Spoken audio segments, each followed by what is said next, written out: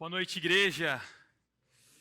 É uma alegria, um privilégio estarmos reunidos aqui nessa noite, no meio dessa semana, para juntos estudarmos a palavra de Deus. Tenho certeza que o Senhor tem algo a ministrar no seu coração. Meu desejo é que você saia daqui encorajado, abençoado, desafiado a seguir o Senhor Jesus mais de perto. Gostaria de começar o nosso tempo de estudo da palavra de Deus aqui, compartilhando com os irmãos uma frase do pastor batista e ativista Martin Luther King. Ele foi a figura mais importante, proeminente na luta pelos direitos da população negra nos Estados Unidos, começando ali em 1955. Tem uma frase desse homem que nos ajuda a entender melhor o estudo que faremos hoje. Ele diz o seguinte: todo mundo pode ser grande porque qualquer um pode servir. Todo mundo pode ser grande porque qualquer um pode servir. O pastor Martin Luther King, ele disse muitas coisas que contradiziam a maneira como as pessoas do seu tempo pensavam. E ele questionou muitas coisas que eram tidas como normais.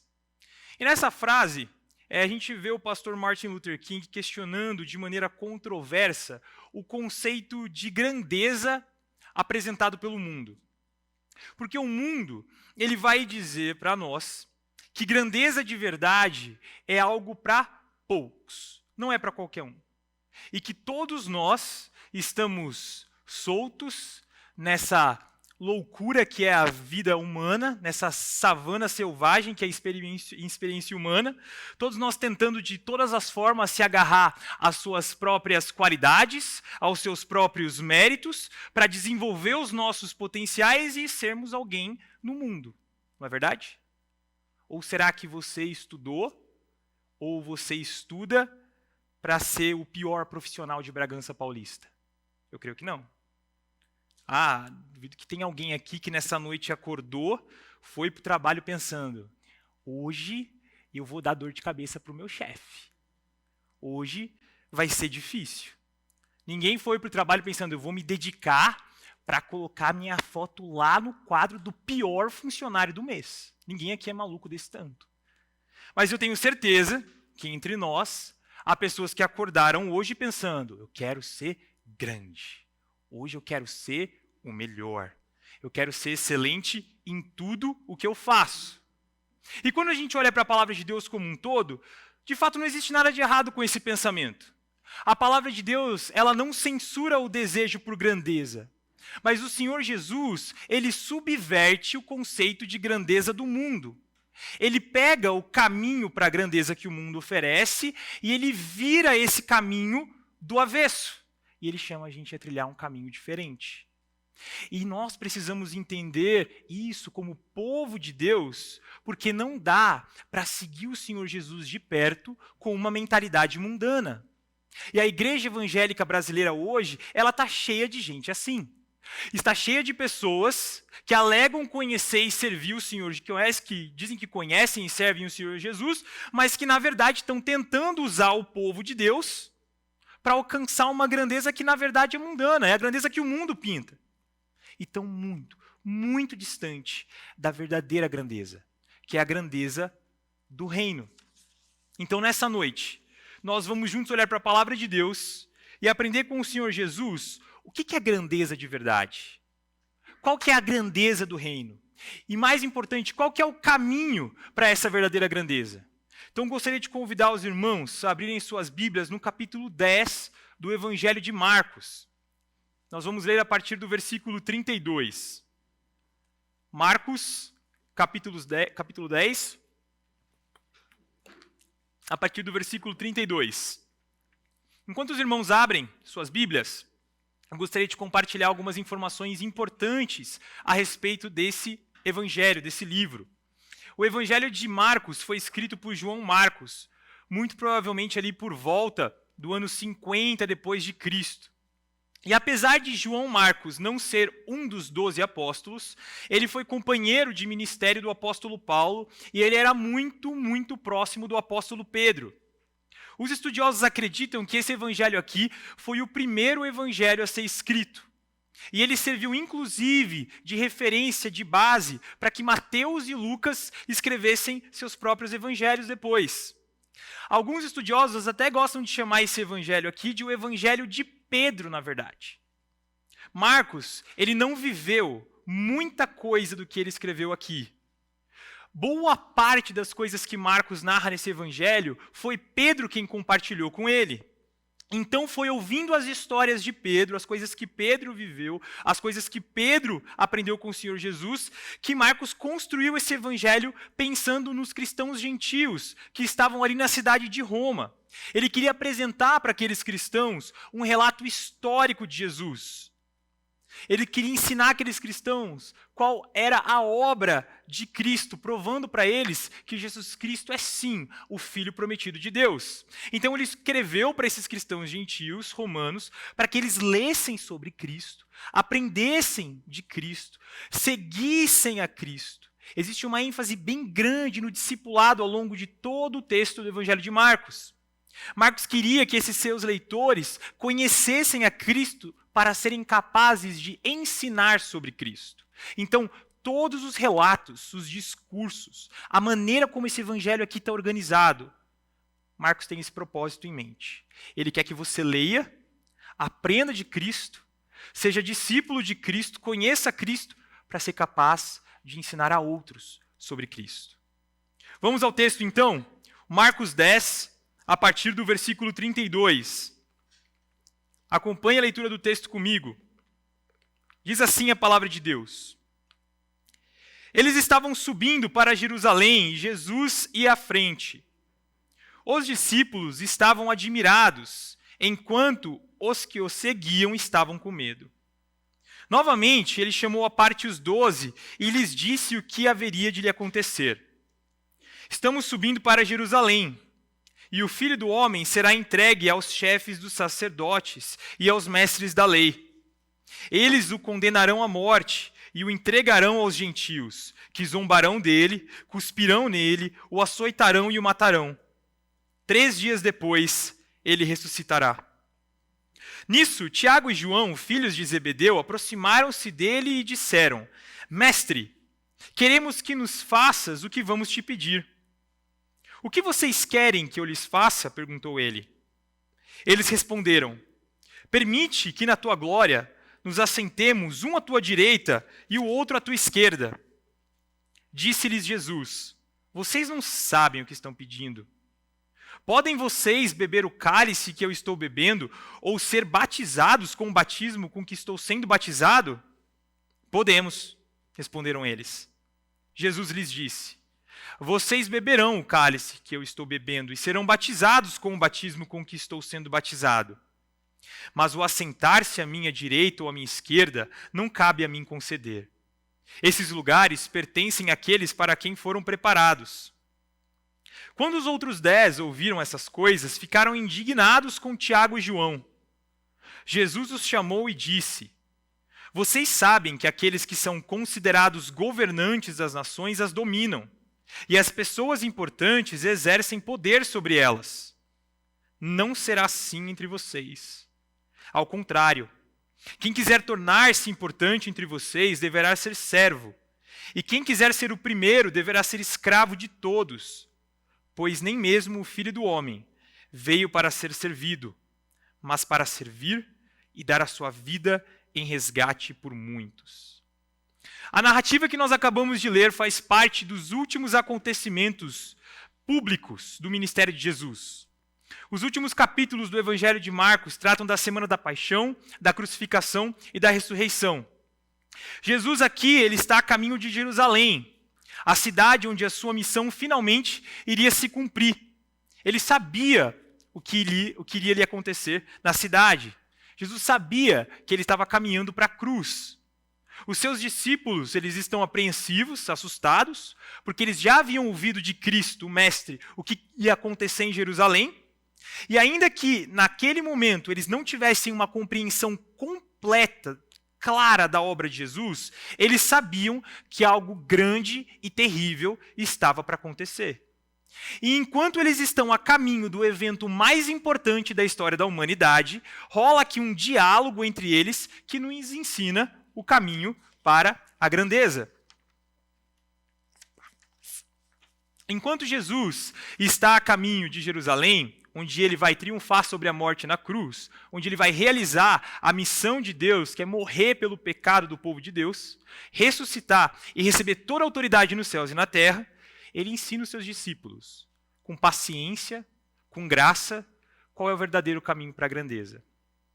Apesar dos discípulos estarem com Cristo há algum tempo já nesse ponto da narrativa, eles ainda não haviam compreendido a missão de Cristo completamente e nem qual era o verdadeiro caminho para a grandeza. A visão dos discípulos aqui, a visão do que é ser grande para eles, estava manchada por conceitos mundanos. E eu tenho convicção que você está aqui nessa noite. Você que está aqui nessa noite, você também precisa corrigir a sua visão do que é ser grande. Porque esse mundo, ele tem a sua própria definição de grandeza. Esse mundo oferece para você o seu próprio caminho para você chegar lá. E você tem sido bombardeado pelas ideias mundanas de grandeza desde pequeno.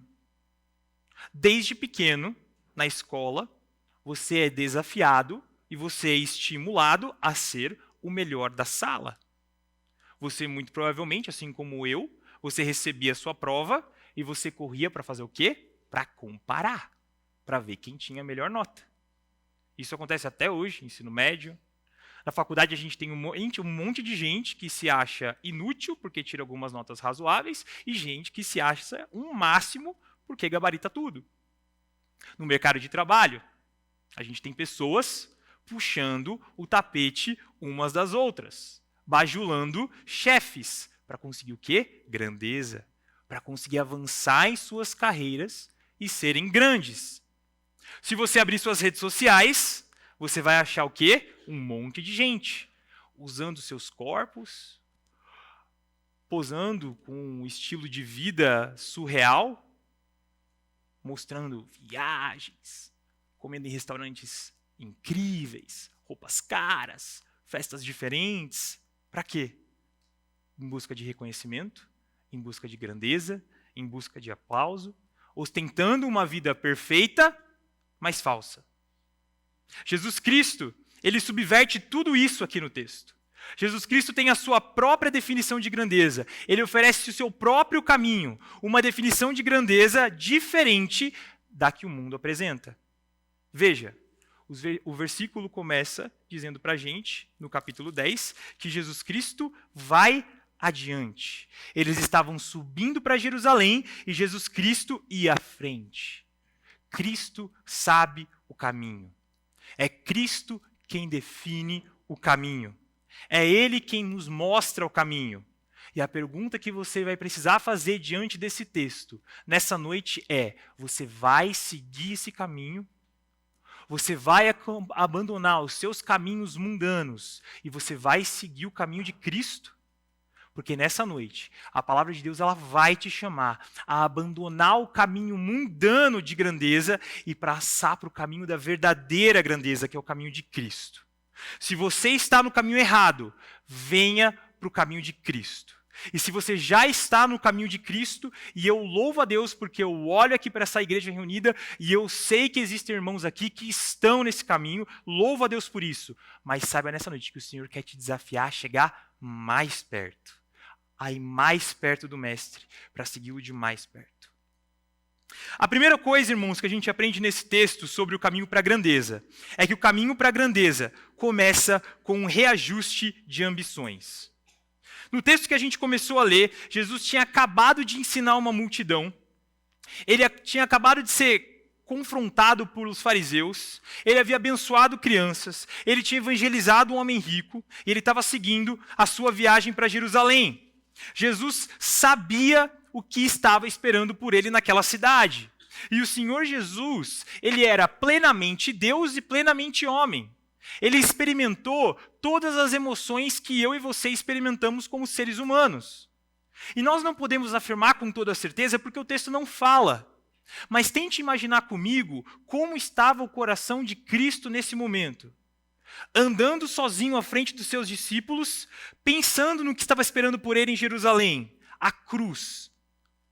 Cristo, sabendo do que estava esperando por ele naquela cidade, em Jerusalém, ele vai à frente, ele lidera os seus seguidores, ele está determinado a cumprir a missão que ele recebeu do Pai.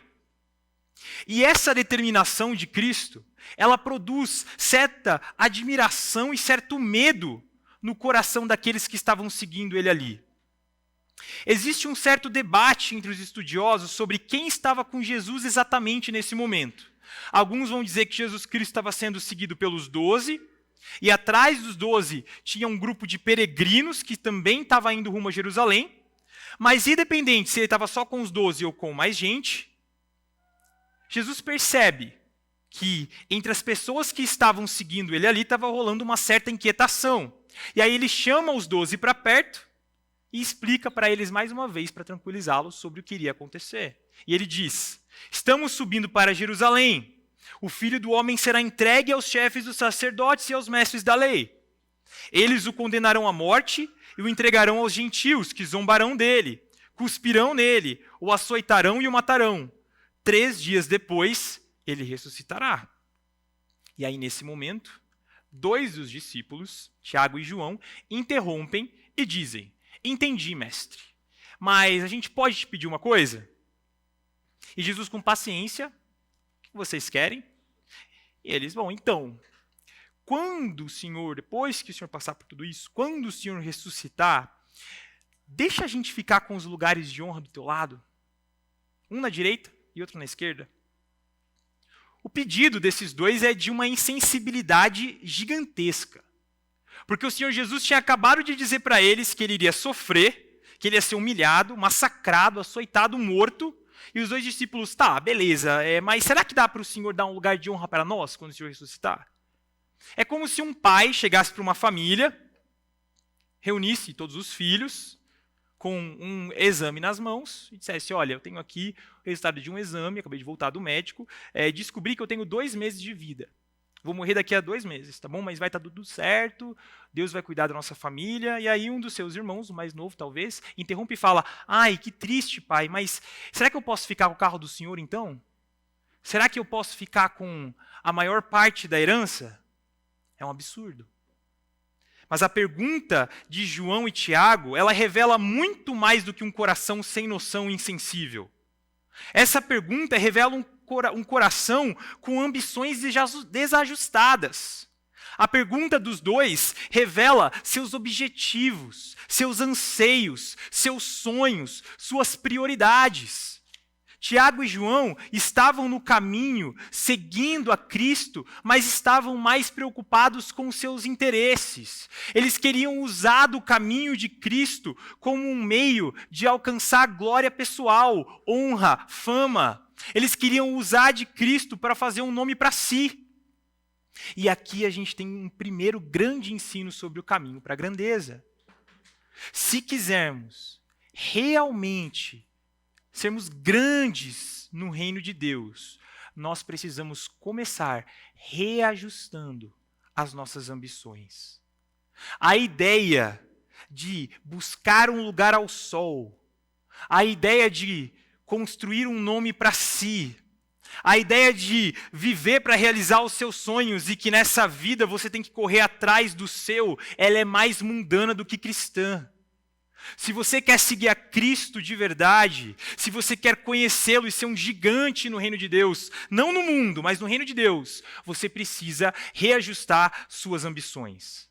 Você vai precisar deixar o seu coração se conformar com a verdade de que essa vida não é sobre você. Não é sobre a busca de um lugar de honra para você, e muito menos sobre fazer o seu nome grande. É sobre você diminuir para que Cristo cresça. É sobre você morrer para si e para esse mundo, para que o nome de Jesus Cristo seja feito grande. É sobre deixar de lado a busca pela glória pessoal para glorificar o nome de Cristo e honrar Cristo em tudo, em casa, na família, no trabalho, na faculdade, na igreja, em cada esfera da vida. Existe um romance escrito pelo autor George Eliot, chamado Middlemarch, O Estudo de uma Vida Provinciana. Esse livro inspirou um filme belíssimo, chamado Uma Vida Oculta. E tem um trecho nesse livro que diz assim: se as coisas não vão tão mal para você e para mim quanto podiam, devemos isso em grande parte àqueles que viveram fielmente uma vida oculta e que descansam em sepulturas que ninguém mais visita. O quão confortável e conformado está o seu coração com essa ideia? O quão disposto você está a abrir mão da sua própria vida, dos seus sonhos, os seus planos, vontades e ambições? A ideia de que você vai morrer e você vai ser esquecido. A ideia de passar por esse mundo vivendo uma vida oculta, porém fiel a Cristo. Uma vida desconhecida, pouco comentada, ou até mesmo desprezada pelo mundo. Ela atormenta você. Ela deixa o seu coração inquieto. E sabe uma coisa que é muito curiosa? É que, na verdade, a esmagadora maioria das pessoas desse mundo que se atiram enlouquecidamente atrás dos seus sonhos, perseguindo as suas ambições, com todas as forças, em busca de honra, glória e fama, elas vão acabar no mesmo lugar. Elas são esquecidas da mesma forma, mas elas trocaram a glória do Filho de Deus, do Cristo, por um instante de aplauso nesse mundo. Você vai cometer essa insanidade? Jesus Cristo, fazê-lo conhecido, servi-lo, adorá-lo. Essa é a maior ambição do seu coração hoje. É essa a maior ambição da sua família, da sua casa. É essa a ambição que você tem alimentado, treinado e lapidado no coração dos seus filhos. A obra dele, a pessoa de Cristo, a missão de Cristo, a vontade dele, são essas as prioridades e ambições da sua vida. Eu não preciso ir muito longe para descobrir como você vai responder essas perguntas. Como que seu coração reage quando você não recebe reconhecimento no trabalho, em casa, na igreja? Você faz algo bacana, você vai além do que precisava ir, talvez você fez um trabalho lá na sua empresa que não era seu, você ficou até mais tarde quando todo mundo foi embora, ou lá na sua casa você fez tarefas domésticas, enquanto todos os outros membros da casa estavam curtindo a vida como se não tivesse um prato sujo na pia. Ou você se compromete com algum ministério e você está servindo ali fielmente, sempre presente, com alegria e excelência, mas ninguém notou. Ou pior, comentaram, citaram vários nomes, esqueceram do seu. Ninguém te deu um tapinha nas costas e disse, obrigado, parabéns. Como que seu coração reage? Você fica ressentido, chateado, desmotivado. Porque se você é filho de Deus e filha de Deus, você foi chamado a viver muito além dessas coisas. A palavra de Deus nessa noite chama você a reajustar suas ambições, a sondar o seu próprio coração, questionar as suas motivações para ver se Cristo é o foco da sua caminhada. Se você não é um desses que está tentando usar as coisas de Deus para viver essa vida e fazer um nome para si. Se você quer seguir a Cristo de perto, pelo caminho da verdadeira grandeza, você precisa reajustar suas ambições. Você precisa fazer da glória dele a maior prioridade da sua vida. A gente descobre no começo desse texto que, na verdade, os que estão no caminho da grandeza, eles não estão preocupados com a própria grandeza. Eles estão preocupados com a grandeza de Cristo. E quando nós seguimos adiante, nós aprendemos com o texto que o caminho para a grandeza passa pelo sofrimento. Jesus ele responde o pedido sem noção de João e Tiago. Jesus percebe que eles não entenderam nada sobre o que significa segui-lo. Jesus, após passar pela cruz, ele sabia que ele receberia um lugar de honra e glória. Ele sabia que após a sua morte, o Pai o ressuscitaria e ele receberia toda a autoridade nos céus e na terra. Mas Cristo está bem consciente que os seus discípulos pareciam ter ignorado o fato de que para chegar na glória, Cristo teria que passar pelo sofrimento, Cristo teria que sofrer. O caminho para a glória, para Cristo, passa pelo sofrimento. Para nós não é diferente. Os discípulos queriam a recompensa final da vida sem ter que pagar o preço. E é por isso que Jesus Cristo responde dizendo: vocês não sabem o que vocês estão pedindo. Podem vocês beber o cálice que eu estou bebendo ou serem batizados com o batismo com que estou sendo batizado? O cálice e o batismo aqui são símbolos de destino e julgamento divino. Cristo está lembrando os seus discípulos que ao chegar em Jerusalém, antes da glória da ressurreição, ele iria beber do cálice da ira de Deus pelo pecado dos homens. E ele seria esmagado pelo castigo que era meu e seu. Mas os discípulos, eles não enxergavam o cálice e o batismo dessa forma. Eles achavam que o cálice talvez fosse uma taça de ouro real, que os reis daquele tempo costumavam ter, e que o batismo talvez fosse uma unção especial que Jesus daria para eles ali terem um cargo mais elevado entre os discípulos. É por isso que eles falam: podemos, a gente pode, a gente quer esse cálice, a gente quer esse batismo. E aí Jesus responde mais uma vez dizendo: vocês beberão o cálice que eu estou bebendo e vão ser batizados sim com o batismo com que estou sendo batizado. Eles não faziam ideia do que Cristo estava falando. Eles não sabiam que Cristo estava predizendo o destino deles. Mais à frente, eles compreendem o Messias, compreendem qual é a missão do Messias. E depois de se firmarem nos caminhos de Cristo, eles sofrem. Tiago, se você abrir em Atos 12, você vê que Tiago foi martirizado por Herodes. João é exilado no final da sua vida para a ilha de Pátimos e fica lá sozinho até morrer. Jesus encerra essa lição dizendo aos seus discípulos que as recompensas eternas cabem ao Pai, a quem ele está sujeito. Cristo está submisso ao Pai. Tiago e João não têm direito algum de pedir o que eles estão pedindo. Eles precisavam entender que a verdadeira grandeza, a grandeza do reino de Deus, não é algo que se conquista, mas é algo que se recebe do alto depois de passar por sofrimento. A gente tem algumas lições preciosas aqui. Jesus está nos ensinando que o caminho para a grandeza no reino de Deus passa pelo sofrimento.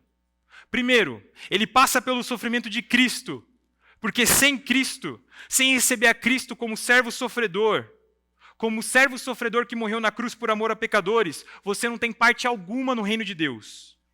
Para trilhar o caminho de Cristo, você precisa receber o sacrifício de Cristo. E ao receber a Cristo como seu Salvador, você passa a seguir alguém que sofreu. Então é óbvio que se o seu mestre sofreu, você não vai conseguir evitar o sofrimento na sua caminhada com ele. Ao renunciar a esse mundo, ao buscar ser fiel a Cristo em tudo, ao viver uma vida para ele, não uma vida para si, você vai sofrer. Você vai perder. Você vai ter que abrir mão de algumas coisas. Você vai ter que engolir uns sapos. E alguns desses sapos vão ser grandes, cururus.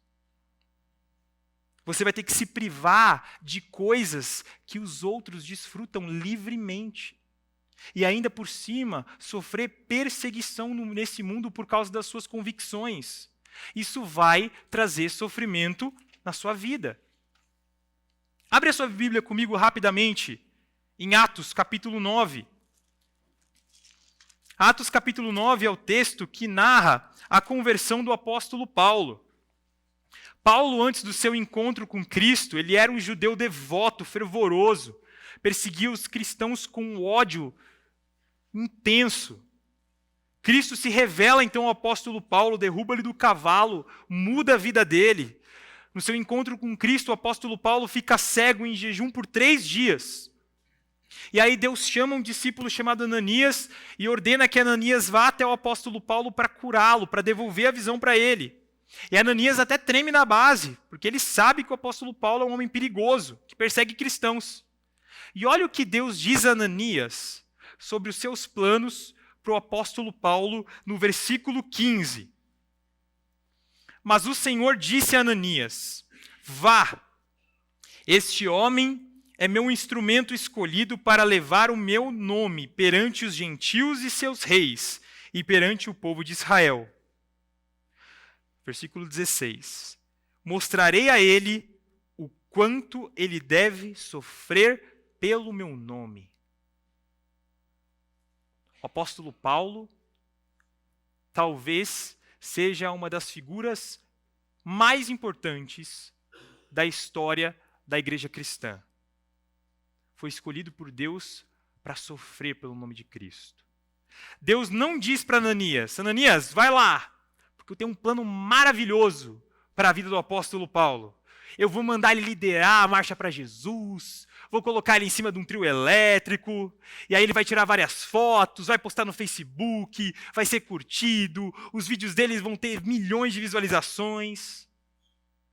Deus diz: eu vou mostrar para ele o quanto ele deve sofrer pelo meu nome. E ele sofreu.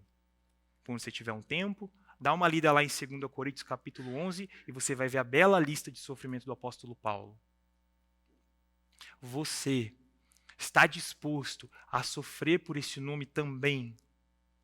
O quão disposto? O quão disposto o seu coração está a aceitar o desprezo, a aceitar a zombaria na faculdade, no trabalho, entre familiares, por causa das suas convicções e fidelidade a Deus? O quão disposto você está a se privar das coisas das quais você nem precisa abrir mão, mas você é desafiado a fazer para honrar o nome de Jesus, para que o nome de Cristo seja engrandecido? Quando foi a última vez que zombaram, desprezaram você por causa da sua fé? Porque esse mesmo apóstolo aqui que sofreu pelo nome, ele diz em 2 Timóteo capítulo 3, versículo 12, de fato, todos os que desejam viver piedosamente em Cristo Jesus serão perseguidos. E todos, no grego, significa todos. Todos. Eu não estou dizendo que nós cristãos devemos ser loucos que buscam o sofrimento como masoquistas. Mas o sofrimento nesse mundo, por conta da nossa fidelidade a Deus, ele é inevitável.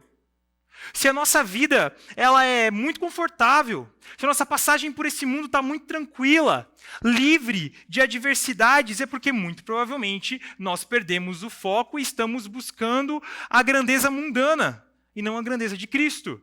Porque caminhar com Cristo é entrar em conflito com esse mundo, e esse conflito vai gerar sofrimento na sua vida, é inevitável, é algo que não dá para negociar.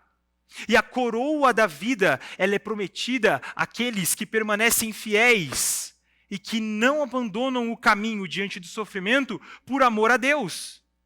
Receberão a coroa da vida, a coroa de glória, a grande coroa da vida que Deus promete aos santos. Receberão essa coroa aqueles que beberam o cálice da ira deste mundo e foram batizados em suas perseguições, mantendo-se fiéis a Cristo até o fim. O caminho da grandeza no reino de Deus, ele passa pelo sofrimento. Não existem atalhos. Não existem desvios. E a última lição, irmãos, que nós encontramos nesse texto é que o caminho para a grandeza, ele é marcado pelo serviço. Quando nós seguimos adiante no texto, o texto nos diz que os outros discípulos, quando eles ouvem o que Tiago e João estão pedindo, eles ficam indignados. Mas os outros 10, eles não ficam indignados porque eles acham, nossa, esses dois aí, eu não acredito que eles estão pedindo isso. Que insensíveis. Não é por causa disso que eles ficam indignados. Eles ficam indignados porque eles estavam com ciúmes. Eles queriam aquilo que Tiago e João estavam pedindo. Eles também estavam contaminados por uma ambição egoísta e mundana.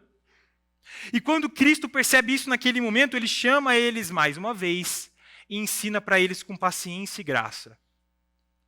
Jesus aponta para os governantes desse mundo, do seu tempo, e ele diz: olha, os mais importantes lá fora, os maiorais desse mundo, são aqueles que reinam, aqueles que mandam e os outros obedecem.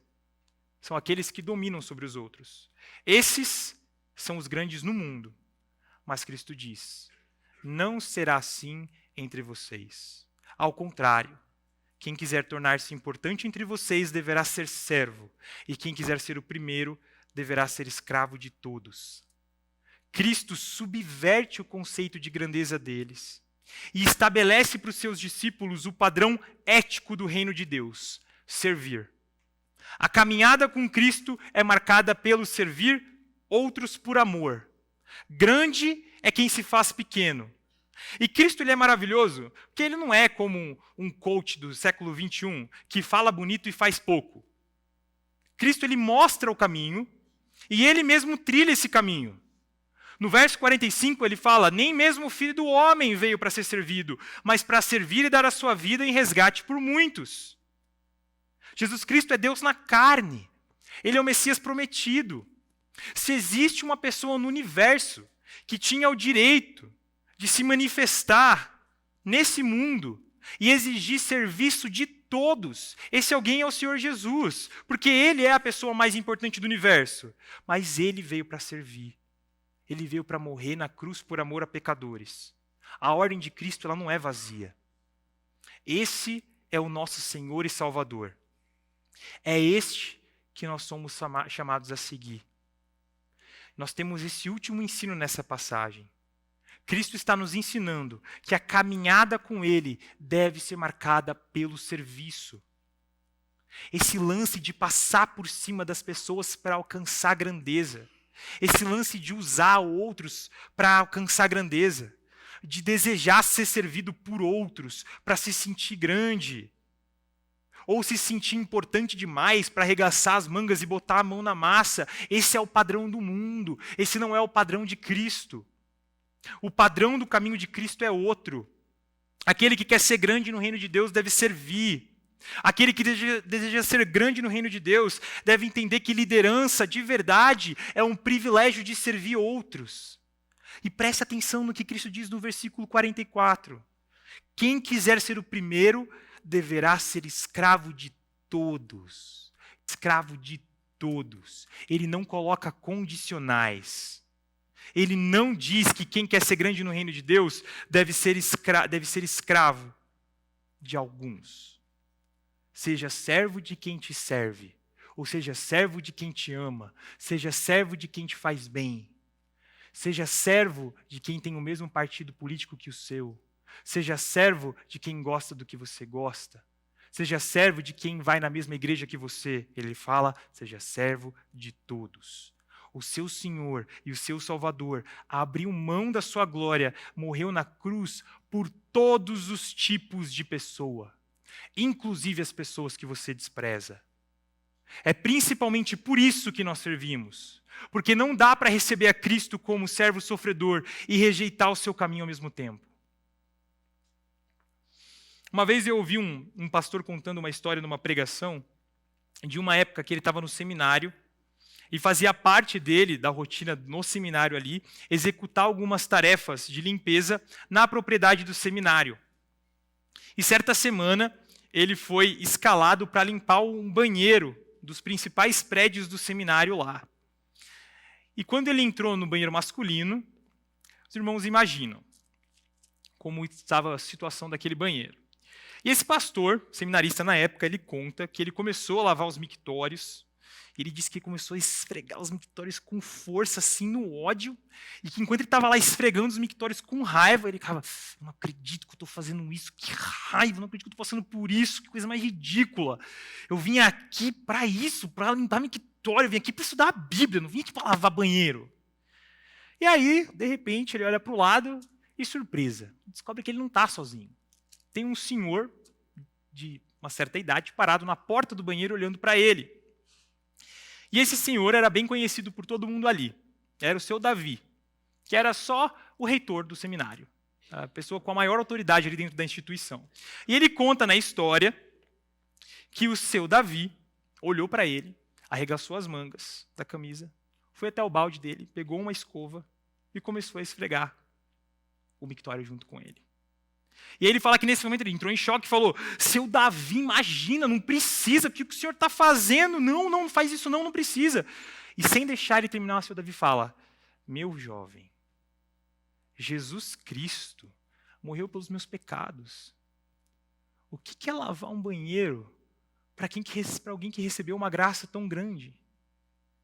E o pastor conta que ele ficou olhando assim, ele olhou para o mictório, e ele quase falou que terminou de lavar o mictório com a língua, de tão envergonhado que ele ficou. O seu Salvador, o seu Senhor, ele se fez servo de todos. Ele tinha todo o direito de reivindicar a própria glória, e ele abriu mão dela e serviu. Ele morreu na cruz por amor a pecadores, como um servo. Você vai segui-lo. Você vai segui-lo pelo caminho da grandeza. Se a resposta for sim, então quando você chegar na sua casa hoje, nessa semana, lá com a sua família que não é perfeita, você vai olhar para eles como seus senhores e você vai olhar para si como escravo. Ainda que eles não sejam a família que você acha que eles deveriam ser, você vai servi-los. Porque o Senhor Jesus não colocou condicionais. Você vai arregaçar a manga e servi-los. Quando você chegar no trabalho amanhã, você vai colocar um uniforme de servo. Você vai trabalhar duro, você vai ralar, você vai ser excelente, brilhante, vai honrar Cristo com aquilo que foi confiado a você, ainda que o seu chefe seja um ímpio sem noção. Você vai servi-lo. Hoje, quando você veio para cá, se reunir com o povo de Deus, como que seu coração entrou aqui? Você chegou aqui para consumir uma experiência religiosa evangélica, como você faz quando você vai no cinema? Ou você veio com uma mentalidade de servo? Antes de você se reunir com o povo de Deus, você ora, pedindo: Senhor, usa a minha vida, nem que seja para abençoar alguém com uma conversa. Você vem para cá pronto para servir a todos, até aqueles que você não conhece. A igreja do Senhor Jesus hoje, ela precisa de homens e mulheres que vão arregaçar suas mangas e servir. A igreja do Senhor Jesus precisa de homens e mulheres que vão abaixar o seu celular, deixar ele de lado, investir menos tempo em viver uma vida evangélica digital para se dedicar a gente, para se dedicar a outros. A igreja do Senhor Jesus precisa de homens e mulheres que estão mais preocupados em abençoar outros do que receber reconhecimento e aplauso. A igreja do Senhor Jesus precisa de servos que estão mais preocupados com o avanço do reino, com a glória de Cristo, do que em vez de ver o seu próprio nome escrito na calçada da fama desse mundo que vai passar. Porque são estes, são os servos, são os que morreram para si, para o mundo, são os que se fizeram escravos de todos, são os que morreram para si, para o mundo, e vão passar por esse mundo talvez no anonimato, mas fiéis a Cristo. São esses os gigantes do reino de Deus. E nessa noite eu louvo a Deus, porque eu sei que temos gigantes nessa igreja. Louvado seja Deus pela vida deles, porque é a graça de Deus. Eu tenho aqui irmãos em Cristo que reajustaram as suas ambições, que suportam, que estão suportaram muito sofrimento e até hoje suportam muito sofrimento por servirem a Cristo, por amor a Cristo. Eu oro para que Deus, na sua imensa graça, mantenha esses irmãos firmes e para que você, que ainda não é um deles, para que você se junte a esse grupo. Se você segue a Cristo, se você está no caminho da grandeza de Deus, da grandeza do reino de Deus, a sua vida ela deve ser marcada pelo serviço. Se você não pode ser conhecido, nem conhecida como alguém que serve, como um servo, você não está no caminho da grandeza. Você pode ser grande lá fora, no mundo, nos valores do mundo, e você vai passar junto com esse mundo. E você vai perecer junto com esse mundo. E você não vai ter a felicidade de ouvir da boca do rei: muito bem, servo bom e fiel. Eu não estou falando sobre viver uma vida de serviço a Deus para se tornar digno de entrar no céu. Eu não estou falando sobre viver uma vida de serviço para ganhar méritos com Deus e ser aceito por Deus no céu. Não é isso. Não é esse o ensino das Escrituras. Não é esse o Evangelho. Estamos falando sobre algo que acontece depois da cruz. Depois de um encontro com Cristo. Depois de recebê-lo como servo sofredor, como Salvador. O seu Salvador se fez servo. Salvou você para servir. Ele não te salvou para você tentar ser maior do que Ele. Ele não te salvou para você jogar sua vida fora, tentando fazer o seu nome grande nesse mundo. Ele te salvou, Ele te alcançou com a graça para você trilhar o seu caminho como um servo, numa vida marcada pelo serviço. Se você teve ouvidos para ouvir a palavra de Deus nessa noite, se o seu coração não estava fechado para a mensagem de Cristo, você provavelmente deve estar se perguntando no seu coração: dura essa palavra? Quem é que pode suportá-la? E a resposta é que ninguém pode. Ninguém. Todos nós facilmente escapamos do caminho de Cristo e nos desviamos para os caminhos desse mundo. Mas foi por isso que Cristo morreu. Porque sem a graça, sem o poder transformador da graça, ninguém é capaz de trilhar o caminho para a verdadeira grandeza. Se Cristo não transformar os nossos corações, se a verdade do Evangelho não transformar as nossas afeições, se a graça salvadora de Cristo não regenerar as nossas ambições, nós estamos todos perdidos, todos destinados a morrer, buscando grandeza vazia nesse mundo caído. Então, nessa noite, você, assim como eu, precisa olhar para Cristo, porque Ele é o único no universo que está apto para nos salvar desse caminho mundano de grandeza. Porque as ambições de Cristo, elas nunca foram desajustadas. Cristo sempre foi fiel à missão que Ele recebeu do Pai, de morrer na cruz por amor a pecadores. Sua ambição sempre foi fazer a vontade do Pai. Cristo abraçou o sofrimento.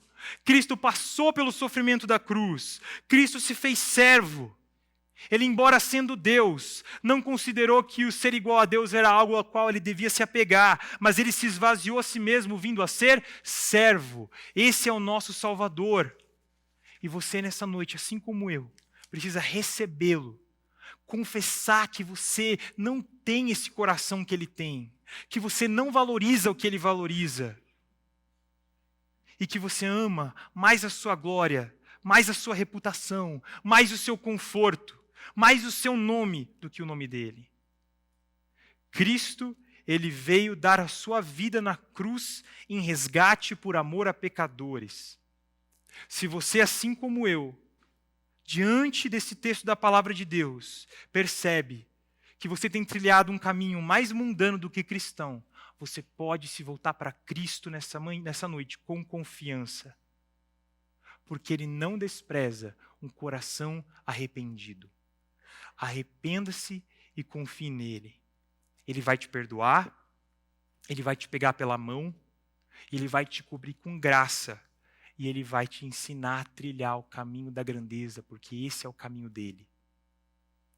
A grande lição, meus irmãos, do texto que nós estudamos nessa noite, é que grande no reino de Deus é quem segue a Jesus, servindo e sofrendo em seu nome. Grande no reino de Deus é quem segue a Jesus, servindo e sofrendo em seu nome. Vamos buscar o Senhor juntos em oração? Baixe sua cabeça, ore comigo.